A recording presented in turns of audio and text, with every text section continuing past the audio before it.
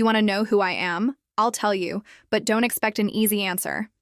I'm Ava Turner, the girl from that video, the one everyone's seen and thinks they understand. The one who can't walk through the school halls without someone whispering, without feeling my skin burn under 1,000 eyes. Maybe you saw it too. Maybe you pressed play, searching for a scandal. But I promise you, what you think you saw, you didn't. You have no idea who I really am. Not yet. If you'd met me before the video, you'd probably say I was invisible. Quiet. The nice girl with decent grades and a nervous laugh who didn't belong anywhere except in the background. People forget girls like me. Or they did. Until the night everything changed. I remember every detail. The taste of rain in the air, the distant rumble of traffic, and the tightness in my chest that never seemed to go away anymore. That night, the world felt colder than usual. Maybe it was just me. Maybe it was everything that had been building for months. A pressure I couldn't explain to anyone, not even to Eli, the only person who ever tried to understand. Eli's not my real brother. But you probably already know that, don't you? The word stepbrother makes people's imaginations run wild, especially when there's a story to twist. He's been part of my life since I was 12, since my mom and his dad fell in love and our lives were stitched together in a clumsy patchwork that somehow fit. I never wanted a brother. I never wanted a new family. But Eli, he made it okay. He made me okay. That night, though, I didn't want to talk to anyone. I just wanted to disappear. So I did what I always did when things got too heavy. I ran. The town skate park isn't much to look at, especially after dark. It smells like spray paint and old cigarettes, and the streetlights flicker like they're on the edge of giving up. I used to come here when I was younger, watching the older kids fly down the ramps like they were made of air. I never dared to try myself. Too scared, too clumsy, too Ava. But the place felt safe anyway, like nobody expected anything from me. That night, I found my old spot on the edge of the half-pipe, legs dangling over the drop. I pulled my hood over, my face, hoping the darkness would swallow me whole. The world felt impossibly big, and I felt impossibly small. I think I cried. I'm not sure. Maybe the tears were just rain. I heard footsteps behind me, a slow, careful approach. For a second, my heart stopped. Anyone could be out here at this hour. I curled in on myself, half ready to run, half hoping I'd just fade away. But then, I heard his voice. Ava? Hey, it's just me. Relief crashed over me in a wave so strong I almost fell forward. I turned to see Eli, hands shoved deep in his pockets, hair wild from the wind, eyes soft with worry.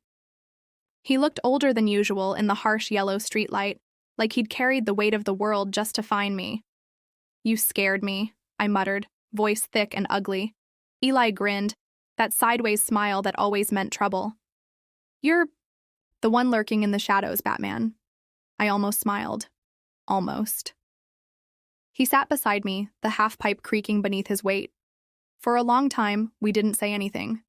He just sat, close but not touching, like he knew I needed space but also needed him there. That's Eli, always knowing, even when I didn't. After a while, he broke the silence. Want to tell me what happened? I shook my head. The words wouldn't come. He nodded like he understood, like it didn't matter. Okay, we can just sit. And we did. We sat for what felt like hours, listening to the wind howl and the distant shouts from somewhere deeper in town. At one point, Eli offered me his jacket. I refused, but he draped it over my shoulders anyway, heavy and warm. It's strange how safe you can feel when the rest of the world is falling apart. Eventually, the truth spilled out. Not all of it, but enough. How the girls at school had laughed at me, how the teacher ignored it, how even Mom seemed too busy to notice I wasn't okay. How I felt like I was drowning in everyone else's lives, never quite belonging in my own. Eli listened, silent and still, the way he always did. And then he said the thing I didn't know I needed. You're not invisible to me, Ava. Never were. I blinked, stung by the words. I wanted to believe him so badly it hurt. That's when it happened. Not a kiss, not a touch. Nothing you might expect from those thumbnails and headlines. Just a moment. Me, leaning my head on his shoulder, letting the tears fall, letting someone see me as I really was. For once, not pretending to be okay. I didn't notice the light in the distance. I didn't notice the phone pointed our way. If I had, maybe I would have moved. Maybe I would have pushed him away, built up those walls again. But I didn't. I let myself be seen, and it felt, for a brief, shining moment, like I might actually survive. We stayed that way until the rain picked up, sharp and icy. Eli finally nudged me. Come on, before we both catch pneumonia. I laughed, or maybe sobbed. It was all tangled together. We walked home side by side, shivering, sharing his jacket and a silence that was somehow full of everything we couldn't say. I didn't know the world was watching us. Not yet. If I had, maybe I would have run. But I didn't. And that's where everything really began. Because what happened that night should have stayed between us. But the world had other plans. Used to think the worst thing in the world was being invisible. Turns out I was wrong. Being seen, really seen for all the wrong reasons, is so much worse. I didn't even hear my phone at first. I slept heavy and dreamless, cocooned in exhaustion, still wearing Eli's jacket. The sunrise through my curtains painted the room in orange stripes, and for one peaceful second, I almost forgot the weight of last night. Then the buzzing started. At first it was my phone. Then the family iPad, somewhere in the hallway. Then Mom's voice downstairs, loud, sharp, calling my name. I grabbed my phone and squinted at the screen. 100 missed notifications. Group chat. What's this? Link. OMG Ava? Is that really you? You and Eli? WTF? My stomach flipped. The kind of dread that makes your hands go cold. Your heart thud in your throat. My pulse pounded as I tapped. The link, already knowing something was wrong. The video wasn't even a minute long. Blurry, shaky, nighttime footage, clearly shot on a phone, zoomed in from the street above the skate park. You couldn't hear what we were saying, just muffled sounds and the wind, but it was enough. Me, hunched over, shoulders shaking. Eli, beside me, arm around my back. Me, leaning in. Eli pulling me closer, his jacket wrapped around both of us. Someone had added text at the bottom, "What are they really doing out there?" And then, in all caps, "Stepbrother and sister?" The comments were already piling up, not even trying to hide it. Yo, this is so sus. Bet their parents are proud, lol.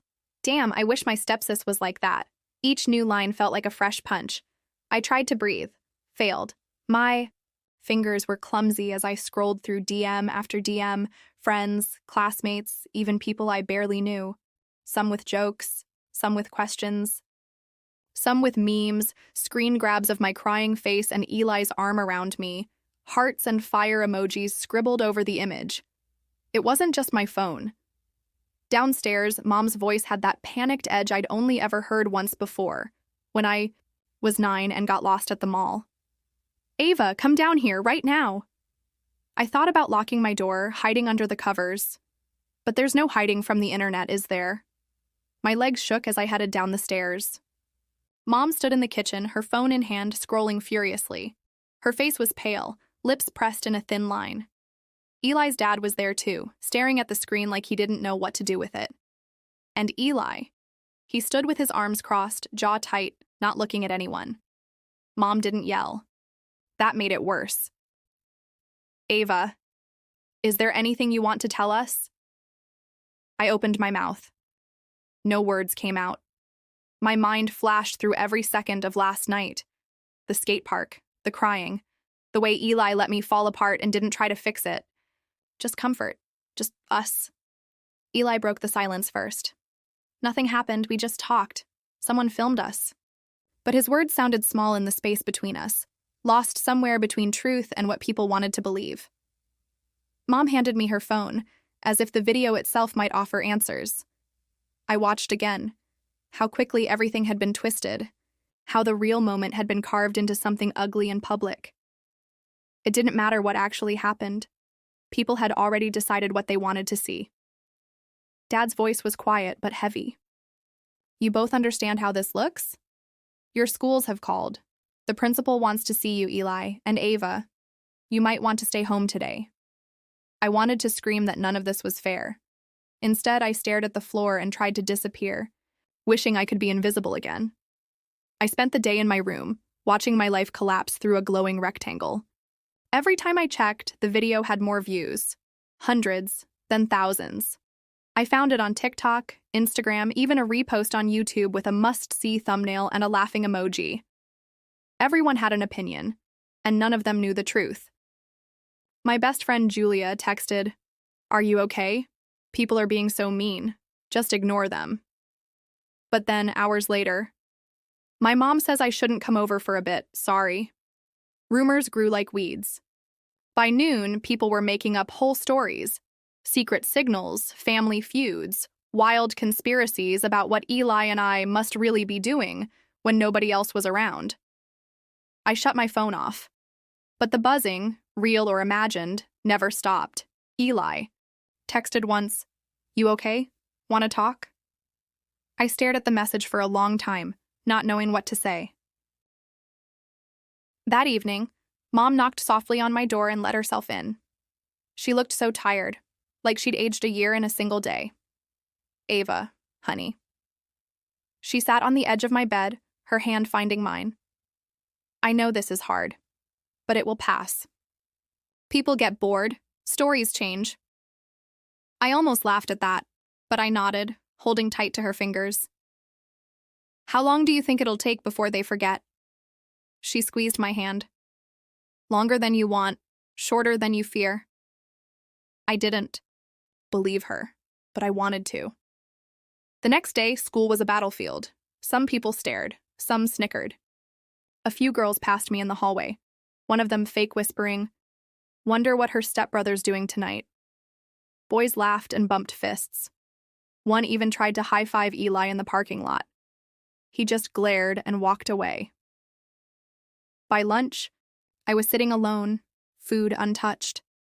I felt like a ghost, haunted by my own life. Eli found me outside, behind the gym where nobody else went. He looked worse than I'd ever seen, eyes shadowed, hands jammed in his pockets so hard his knuckles went white. "Hey." He sat next to me, not touching, but close enough I could feel the heat of his anger. "You shouldn't be here," I whispered. "They're saying things about both of us." He snorted. "Let them. They don't know anything." I wanted to believe him. But when I looked up, I saw the hurt in his eyes, a wound even deeper than mine. "I'm sorry," I whispered. "This is my fault." Eli shook his head so fast, his hair flopped over his forehead. "No, don't you dare say that. If anything, it's my fault. I should have..." He stopped, bit his lip. "I should have protected you." I almost laughed. "From what? People's imaginations?" He finally looked at me, and his voice was softer than I'd ever heard. "From everything." We sat there in the chill, the world moving on without us, and for a moment I thought, maybe together we could survive it. But I was wrong. This was only the beginning, because I thought the truth would be enough. I was wrong. For the next week, it felt like we were living on the far side of glass. Everyone could see us. Everyone wanted to see us. But nobody saw the truth. The video spread further every day, mutating in new group chats, finding its way into the dark corners of the internet. Even after the school made an official announcement that no inappropriate behavior had occurred, nobody believed it. Why would they? The internet is always right, and facts are boring. If I'd hoped things would die down, I was wrong. If anything, it only got worse. It started with the little things. Julia stopped replying to my texts, except the occasional awkward "hope you're okay," followed by radio silence. The rest of my friends, if they were ever really friends, ghosted me completely. In the hallways, the whispers never stopped. Sometimes when I turned a corner, I'd find my face blown up on someone's phone screen, eyes red and puffy, frozen, in that awful frame from the video. One day, a sticky note appeared on my locker. Stay in the family. I stared at it until the words blurred, then tore it off and shoved it in my pocket. I don't know why I kept it. Maybe because it was proof that all this was really happening. It wasn't just me. Eli paid the price, too. He stopped wearing his team jacket, stopped hanging out with the other guys at basketball practice. The audiobook coach called him in after a concerned parent emailed the school. Suddenly, he was benched. Until the situation cools off, they said. But that never seemed to happen. At home, the silence grew thicker. Our parents tried to act normal, tried to protect us, but I could see the exhaustion in their faces, the frustration in their hushed arguments behind closed doors. Once, I overheard Mom crying in the kitchen late at night. I wanted to go to her, but what would I say? That I was sorry for ruining her new family? That I wished things could go back to before? By Friday, I felt like a ghost haunting my own life. That afternoon, I found myself drifting outside, drawn by old habits, wandering through the backyard until I reached the edge of the trees. There, almost hidden by overgrown branches and faded memories, was the treehouse Eli and I had built together. Years ago, it looked smaller now, childish, crooked, one shutter hanging loose. But for a moment, I wanted nothing more than to climb up, shut the world out, and just be. To my surprise, I heard footsteps below. Eli. He looked up at me with a crooked smile. You're in my spot, you know. I managed a tiny laugh. Too bad. I'm claiming squatters' rights. He climbed up, settling beside me on the creaky wooden planks. For a while, we just sat there, knees pulled to our chests, listening to the wind creak through the old boards. It was Eli who broke the silence. Remember when we built this thing? You wanted to make a no-parents fort. You said we'd be pirates. I smiled, the memory bittersweet. You drew a skull and crossbones on the door. Mom freaked out. She thought we were starting a cult. We both laughed, the sound breaking something loose inside me. I turned to him. I miss it. When it was just us. Before all this, he nodded. His voice was quiet. Me too. I stared down at my hands. I'm sorry, Eli. I never wanted... He stopped me with a shake of his head. Don't. This isn't your fault. If anything, it's mine. I should have seen that guy filming us. I should have protected you. His words trailed off, frustration in every line of his face. It's not about what you did or didn't do, I said, my voice trembling. People want a story. They want to believe something wild. If it wasn't us, it would have been someone else. Eli sighed. Yeah, but it was us. We sat in silence, surrounded by old graffiti and memories, carved into wood. For a moment, we weren't step-siblings or scandal, just two kids hiding from the world. Finally, Eli said, You know what I keep thinking? If we just told the truth, really told it, maybe people would stop. I snorted. Like, anyone would listen? Maybe they wouldn't, but at least we'd be heard, even for a minute. His words sat with me. Heavy. Real. Would you really do it? I asked. Tell the whole world? Eli hesitated, looking away. I don't know. But I hate hiding.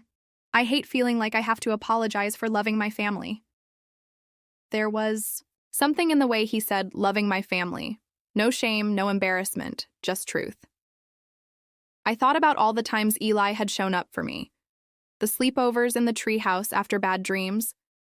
The way he always noticed when I needed help, even before I asked. He was my brother, even if not by blood. And maybe that was worth fighting for.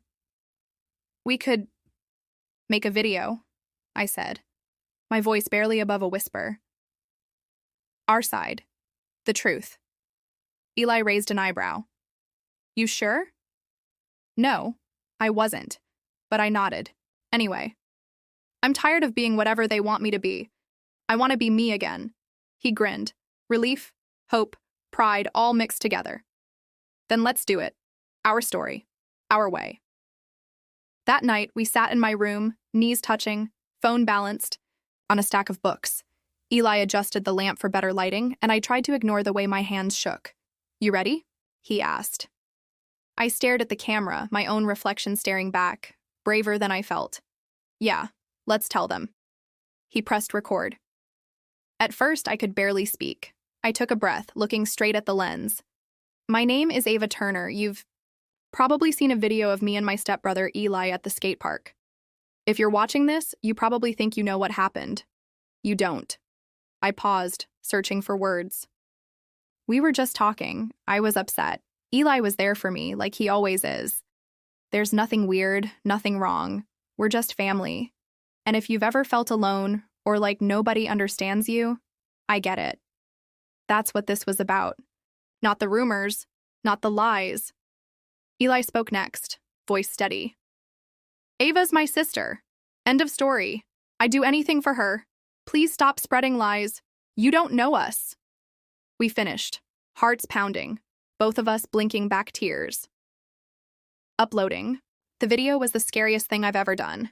For hours, we sat there in silence, watching the views creep up, waiting for the world to answer. The first comments were rough, but then, slowly, things changed. I've been through this too. People always want drama. Stay strong. Family. Is family? Wow, you're both braver than I'll ever be. The hate didn't stop, but for the first time I felt lighter. Eli looked at me, a small smile tugging at his lips. We did it. And for the first time since everything started, I believed him. But I knew it wasn't over. Not yet. We were standing alone, together. And sometimes, that was enough. It's a strange thing, watching your own face on a screen, your mouth moving, eyes shining with tears you tried to hold back. Stranger still to know that thousands of people, most of them strangers, are seeing it too. Judging you, deciding who you are, what you meant, whether your pain is real. Our video spread fast, faster than I expected, faster than I wanted. By midnight, it was everywhere, shared, reposted, stitched into memes and duets, reacted to by people who didn't even know our names before last week. We were trending, but the world wasn't finished with us yet. Some of the comments stung more than I'd admit. Yeah, right. Like we're supposed to believe them now? Damage control. Seen it a million times. Bet they're just covering for each other. Even so, the support kept growing. Messages from other kids at different schools, some I'd never met. I get it. My stepbrother's my best friend, and people always made it weird. Ignore the haters. You're brave. For every cruel DM, there was another that made me feel seen, just for a heartbeat. But school wasn't any easier. If anything, the spotlight got hotter. That morning, teachers whispered as I walked past, trying to look supportive, but clearly nervous to be caught on my side. Julia sent a thumbs-up emoji and nothing else. Even the principal stopped me in the hall, wanting to know if I felt safe and whether we needed counseling support. Safe? I didn't even know what that meant anymore. At lunch, I ate alone at the end of a long table, headphones, in pretending not to notice the stares. My appetite had disappeared days ago. I watched Eli across the cafeteria, still benched from the basketball team, sitting in silence with his tray untouched. He looked up and caught my eye. For a moment, I saw my old friend, the one who'd build me a treehouse and ride his bike. To the ends of the world, just so I wouldn't be alone. I hated how much I needed him right then. It was Eli who came up with the next idea. That afternoon, he burst into my room, breathless and wild-eyed. We should go on the podcast, he said. I blinked. What podcast? You know, that local one. Outside the bubble. People actually listen to it. They talk about bullying, rumors, internet stuff. Sometimes people from school go on. Maybe, if they hear us, actually hear us, it'll be different. Real. I wanted to say no. I wanted to disappear, hide, never let anyone see me again. But I saw the hope in Eli's eyes, a tiny flicker that something good might come from all this. I nodded before I could change my mind. Okay, I said. Let's do it, but only if you're with me. He grinned. That reckless, unstoppable grin I hadn't seen in days. Always. We spent that night making notes, scribbling out the story from the beginning, how our families came together, how we'd learned to trust each other, how this mess wasn't the first time people had tried to turn us into a headline. We practiced answering questions out loud, daring each other to say things we'd only whispered before. The next day felt unreal. The podcast host, Tasha, welcomed us with a warm handshake and kind eyes. The studio was tiny but felt huge. Microphones, headphones, a blinking red light that meant you're live now. The world is listening. Tasha leaned forward. You ready to set the record straight? My heart hammered so loud I thought the mics would pick it up. But Eli squeezed my hand under the table, just for a second, just enough. I nodded. We're ready. She started gentle, asking how we met, what it was like becoming siblings in middle school. I told the truth about how awkward it was at first, how we'd fought over cereal and who got the bigger bedroom, how somewhere along the line Eli had become my closest friend. Eli added, people act like you can just choose who you care about. But Ava was always family to me. She always will be. End of story. Tasha smiled. And what about the video? I took a breath, steadying myself. I was having a bad night. The skate park was my escape. Eli came to find me. That's it. He listened. He helped me. Someone filmed us without our knowledge, cut it to look like something it wasn't, and the rest is... I shrugged. Whatever people want to believe. The host asked if we were angry at whoever posted the video. Eli answered, I wish they just asked what was going on, but I get it. People love drama. They want a story. Sometimes they forget there are real people living it. We talked. About rumors and cyberbullying, about losing friends, about feeling trapped in a version of our lives that wasn't ours.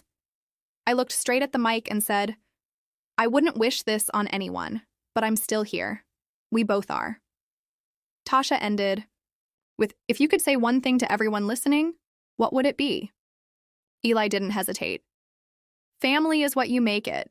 Don't let anyone take that from you. When it was over, I felt wrung out, like I'd run a marathon with my heart in my hands. Tasha hugged us both, promising to edit the interview gently, to keep your real voices. The podcast dropped 2 days later. Almost instantly, my DMs lit up again. But this time, there was more hope than hate. I cried listening. People are awful, but you two are amazing. You made me call my stepbrother just to say thanks. I wish I'd had your courage. Even my principal pulled me aside to say that was brave. You're helping more people than you know. For a moment, I felt almost proud, but not everyone was happy. That evening, as I scrolled through comments, I found a new post. An anonymous account, one I didn't recognize, sharing screenshots of my private messages, twisting my words from months ago into something ugly. Lamau, see? She always liked him. Told you it was real. My heart pounded, shame crawling over my skin. I'd opened up, I'd risked everything, and still someone found a way to drag me back down. It was never enough. I slammed my laptop shut, trying not to cry. Eli found me in the hallway, fists clenched. Ignore them. They're cowards. But I couldn't. I was so tired. Tired of fighting. Tired of defending the only family that ever made sense to me. I leaned into him, voice shaking. What if it never stops, Eli? What if this is who we are now? He hugged me tight, fierce. Then we keep telling the truth. As long as it takes. Together. That night, I lay in bed, phone off, staring at the ceiling. The world outside felt sharper, scarier, but inside I knew, whatever happened next, I wasn't alone. We'd told our story, our way, and maybe, just maybe, the world was starting to listen. The storm passed, but the air never really cleared. People like to think that scandals fade, that if you just wait long enough, the whispers stop and life snaps back into place. But the truth is, some things always linger. The world forgets fast. You remember forever. A month after the podcast, Eli and I had become old news. The internet found new targets, new rumors, new scandals to devour. The viral video, the edits, even the worst comments had mostly vanished into the churning sea of content, pushed down by the endless scroll. But our lives had changed in ways I couldn't unsee. Some friends never came back, others reached out with apologies. Too little, too late. Julia texted once, "Miss you. Let me know if you want to hang out again." I stared at her message for a long time, then put my phone away. Sometimes, silence says more than any words. At school, people still watched us, but their glances held curiosity instead of cruelty. Some nodded as we passed. A few even smiled. I learned that it's possible to get used to almost anything, even being misunderstood. Eli rejoined the basketball team, quietly, without fanfare. He played harder than ever, running drills like his life depended on it. The coach never apologized for benching him, but after a tough win, he clapped Eli on the back and simply said, "Good work, Turner." It wasn't much, but it was enough. At home, things shifted too. Our parents grew closer, the old tension replaced by a strange, hard-won understanding. We ate dinner together again, sometimes talking, sometimes just existing side by side. Mom looked less worried. Dad laughed more, even at my bad jokes. But for all the change, some things stayed the same. Eli and I still escaped to the treehouse when life got heavy. It was our place. A secret above the world, full of graffiti, snack wrappers, and carved promises. One Friday, not long after school let out, we sat in the treehouse watching the sun dip behind the rooftops. Eli broke the silence first, his voice softer than usual. "Do you regret it? Any of it?" I thought about all that had happened. The video, the stares, the loneliness and anger. I thought about the night at the skate park, about the first time I realized how much Eli meant to me. I shook my head. No, not really. Maybe some days I wish things could be easy again. But I wouldn't give up what we have, not for anything. He grinned, bumping my shoulder with his. Good. Me neither. A breeze rattled the old boards. I traced the initials we'd carved years ago, A+E, scratched into the wood when we were still kids, long before anyone cared what our story looked like from the outside. People are always going to talk, Eli said. But they don't. Know us, not really. I looked at him, the sun painting his hair gold, the same stubborn look he'd worn since we met. We can't control what they think, but we get to decide who we are. That's enough. He nodded, quiet for a moment. You know, we could help other kids who go through stuff like this. I was thinking maybe we could volunteer at the youth center. Talk about what happened. Be there for someone who feels alone. The idea sparked something warm in my chest. Yeah, I'd like that. Maybe we can make all this mean something. We started small, helping out on weekends, running workshops about online safety, talking to kids who felt like outsiders. At first, I worried nobody would want to listen to the step-siblings from the video. But the opposite happened. One girl, shy and quiet, pulled me aside after a session and whispered, "I saw your podcast. You made me feel less alone." Thank you. Eli, for all his awkward bravado, turned out to be amazing with the younger kids. He showed them how to shoot hoops, taught them tricks at the skate park, made them laugh until they forgot to feel scared. Slowly, I started to see the power in telling your story, truthfully, bravely, even when it hurts. One night, as we walked home from the center, Eli nudged me, a playful grin on his face. "Did you see the look on Mrs. Harris's face when you roasted that cyberbully?" Priceless. I laughed, genuine and bright. "She was more shocked than when you broke her garden gnome." "That was an accident." "Sure it was." We walked. In comfortable silence, our shadows stretched long across the sidewalk. I realized, not for the first time, that this, us, was all I ever needed. It wasn't perfect. But it was real. The last big moment came when we got an invitation to speak at a school assembly. Not just any school, our school. I nearly said no. Eli wouldn't let me. "It's our chance," he insisted, "to show them who we are, not who they think we are." The auditorium was packed. Phones pointed our way, ready for the next viral moment. My hands trembled as I stepped up to the mic, Eli at my side. I started, my voice echoing in the silent room. Most of you know us, or you think you do. You saw a video, you heard rumors, maybe you laughed, maybe you judged. But I want you to know, the truth is always messier than the story. I was hurting, Eli was there for me. That's it. I glanced at him, found courage in his steady gaze. We didn't choose this, but we get to choose what comes next. If you've ever felt alone, if people have twisted your life into a joke, don't give up. You matter. You're more than what they say.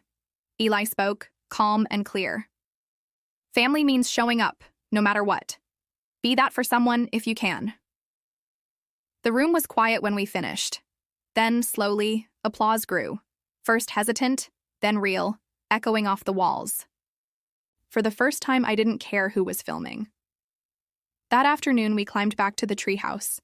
The sun was setting, painting everything in shades of orange and rose. I lay back, letting the wood press into my spine, feeling lighter than I had in months. Eli grinned at me. What now, Turner? I closed my eyes, breathed deep. We live our lives, together, however we want. Let the world say what it wants.